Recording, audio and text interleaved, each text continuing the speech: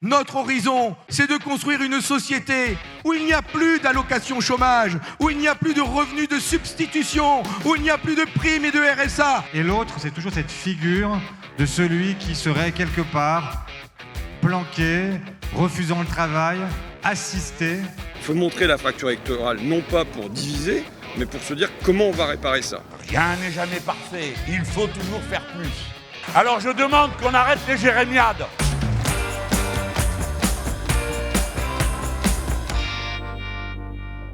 Est-ce l'ère de Brétigny? Ce week-end, la fête de l'humanité, qui a désormais délaissé le parc de la Courneuve pour le département de l'Essonne, a été le théâtre d'un débat capital pour la gauche. Comment reconquérir les couches populaires qui se sont abstenues ou qui ont voté pour le Rassemblement national? Trop nombreux sont nos concitoyens qui se sentent toujours orphelins d'une gauche de combat, qui se bat pour le travail, pour la dignité humaine, une gauche qui parle autant aux paysans qu'aux ouvriers, autant aux Français des villes qu'aux Français des champs. 13 millions d'abstentionnistes aux élections présidentielles et le double, 26 millions aux élections législatives et 89 députés d'extrême droite. La solution, Fabien Roussel l'a développée lors d'une table ronde de la fête. Il faut au contraire redonner à tous une grande ambition pour notre pays et dire qu'il y a tant d'emplois à créer, à pourvoir, autant dans le privé que dans le public, pour soigner, pour apprendre, pour former, pour produire, pour la transition écologique. Il y a des millions d'emplois à pourvoir. Et c'est pour cela que notre objectif, notre horizon, oui, je le redis, c'est de construire une société où il n'y a plus d'allocation chômage, où il n'y a plus de revenus de substitution, où il n'y a plus de primes et de RSA. Il y a des salaires, des vrais salaires, sonnants et trébuchants et qui cotisent pour nos droits et pour la sécurité sociale. Construire une société où il n'y a plus d'allocation chômage, de revenus de substitution, de primes ou de RSA. La formule a choqué. Certains lui faisant dire autre chose que ce qu'elle signifie. Car dans l'esprit du dirigeant communiste, il ne s'agit pas de marcher dans les pas du gouvernement et de la droite. Le député du Nord prône une société du plein emploi qui, par voie de conséquence, devrait entraîner un recours moins fréquent aux aides sociales. Rien de nouveau sous le soleil. Cette orientation productiviste fut déjà celle du Parti communiste au sortir de la Seconde Guerre mondiale, puis dans les années 70. Si le dirigeant communiste la remet au goût du jour, c'est parce que la question des aides est devenue sensible sur le plan électoral. C'est en effet un puissant ressort d'adhésion au lepénisme dans les milieux populaires. Le premier secrétaire du Parti socialiste, Olivier Faure, qui intervenait dans le même débat, a expliqué comment s'opérait le basculement chez les moins favorisés de ses électeurs. À ce moment-là, ils se disent « Eh bien, je paye pour d'autres ». Et l'autre, c'est toujours cette figure de celui qui serait quelque part planqué, refusant le travail, assisté. Et donc, il ne faudrait plus cotiser pour la collectivité. Alors qu'est-ce qu'on leur dit à ces gens-là? Moi, ce que je leur dis en tout cas chez moi, je leur dis ne vous trompez pas de combat. Il y a des boucs émissaires faciles. Mais moi je vous dis, d'abord la première chose, c'est que l'argent, il n'est pas dans la poche de celui qui est votre voisin de palier. Il est dans celui qui est au-dessus de vous, que vous ne voyez plus. Et celui-là, c'est par milliards qu'il les cache. Ce débat, le député François Ruffin tente de l'imposer au sein de la France insoumise. Depuis la fin de la campagne des législatives, il multiplie les prises de parole et les expressions médiatiques. Dans le discours des Gilets jaunes, il y a nous c'est les travailleurs, c'est l'honneur des travailleurs, même si Macron ne le veut pas, nous on est là, qui s'oppose à un « il » en haut, mais qui s'oppose aussi à un « eux » en bas, c'est-à-dire eux qui sont les assistés, les cassos, et ainsi de suite. Dans ma campagne, ça a été le principal obstacle. Il y a une dizaine de jours, le député de la Somme a publié un livre sur les leçons qu'il tire de sa campagne électorale. Le titre, « Je vous écris du front de la Somme ». Il y a bien une fracture électorale entre les quartiers populaires, et tant mieux si Jean-Luc Mélenchon y a fait un excellent score, tant mieux si la gauche retrouve droite citée dans les cités, et des campagnes populaires où ça dépend des endroits, mais il y a des endroits ça va pas du tout, quoi. Et donc là, il faut montrer la fracture électorale, non pas pour diviser, mais pour se dire comment on va réparer ça. On ne peut pas gagner demain, on ne peut pas être majoritaire dans le pays si on n'a pas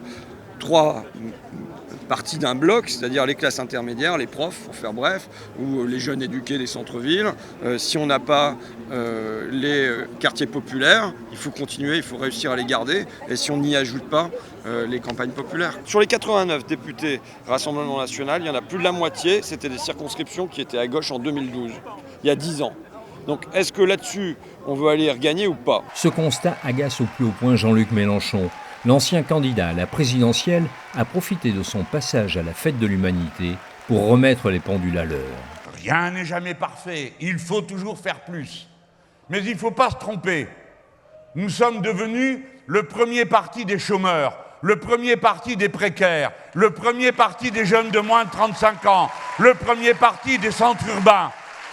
Nous sommes le peuple des humiliés et des opprimés qui a réussi à mettre son drapeau en tête. Alors je demande qu'on arrête les jérémiades. C'est cette bataille-là qui continue. Nous avons avancé. Il faut avoir la patience de l'histoire. Et il faut régler les problèmes qu'il y a à régler, au lieu d'aller se battre la coulpe sur la poitrine des autres. Derrière la posture du vieux chef, il y a une divergence profonde avec Ruffin et Roussel sur la stratégie à adopter. Si l'on dit aux électeurs de Marine Le Pen que sur la question sociale on est d'accord avec eux, expliquent ses proches, alors on les conforte dans leur vote pour le Rassemblement national.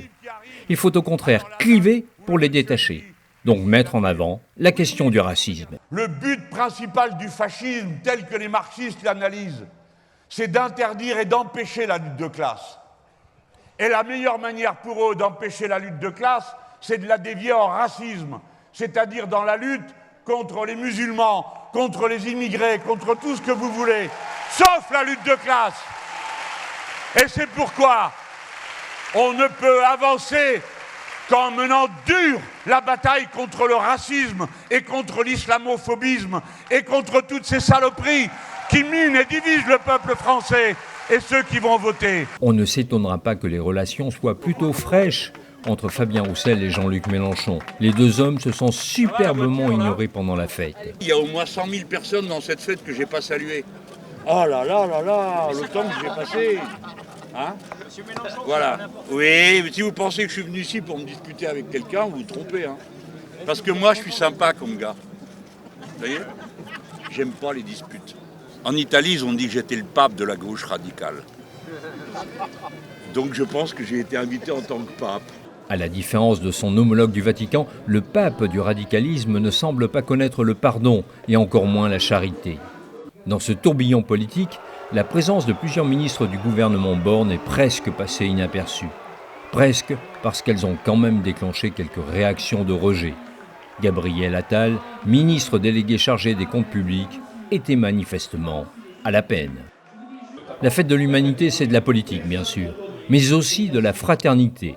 C'est sans doute ce qui explique que malgré son faible score à la présidentielle, le Parti communiste soit capable d'organiser le plus grand rassemblement festif de la gauche. Et ce, depuis des dizaines d'années. C'est l'ambiance. Et c'est mieux, c'était mieux à La Courneuve ou c'est mieux à Bretigny? Nous on vient du Nord, donc c'était mieux à La Courneuve.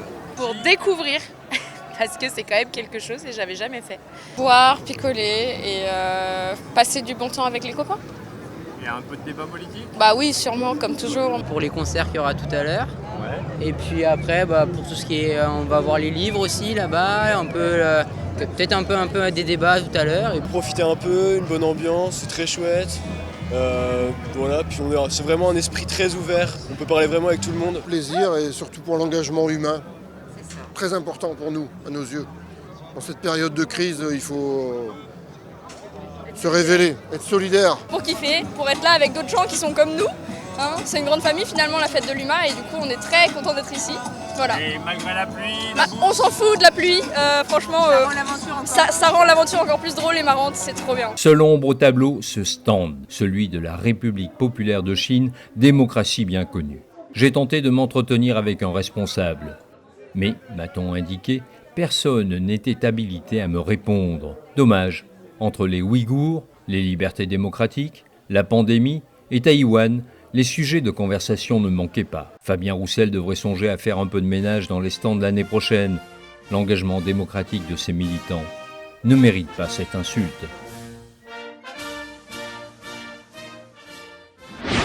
N'oubliez pas de vous abonner et de cliquer sur la cloche. Et pour nous soutenir financièrement, c'est sur DonorBox. On a vraiment besoin de vous pour que l'aventure continue. Chaque euro compte.